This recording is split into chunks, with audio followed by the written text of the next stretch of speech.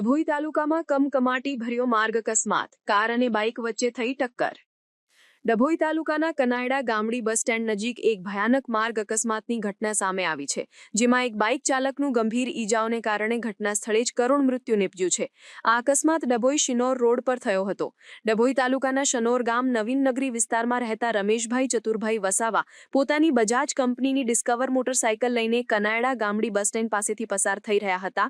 તે જ સમયે હ્યુન્ડાઈ કંપનીની i10 ફોર વ્હીલર ગાડીના ચાલકે પોતાની ગાડી પૂર ઝડપે અને અત્યંત ગફલતભરી રીતે બાઇક ચાલક રમેશભાઈને પાછળથી જોરદાર ટક્કર મારી હતી।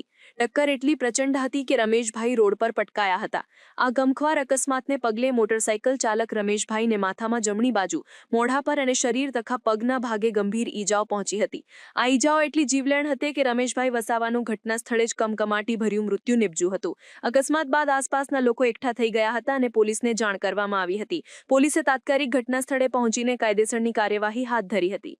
ડભોઈ પોલીસે કાર ચાલક વિરુદ્ધ બેફામ ડ્રાઇવિંગ અને અકસ્માતે મોત નિપજાવવા બદલ ગુનો નોંધીને આગળની તપાસ શરૂ કરી દીધી છે। મૃતદેહને પોસ્ટમોર્ટમ માટે હોસ્પિટલમાં ખસેડવામાં આવ્યો છે અને અકસ્માત સર્જનાર કાર ચાલકની ધરપકડની તજવીજ હાથ ધરવામાં આવી છે। આ દુર્ઘટનાને કારણે શનોર ગામના વસાવા પરિવારમાં શોકનું મોજું ફરી વળ્યું છે।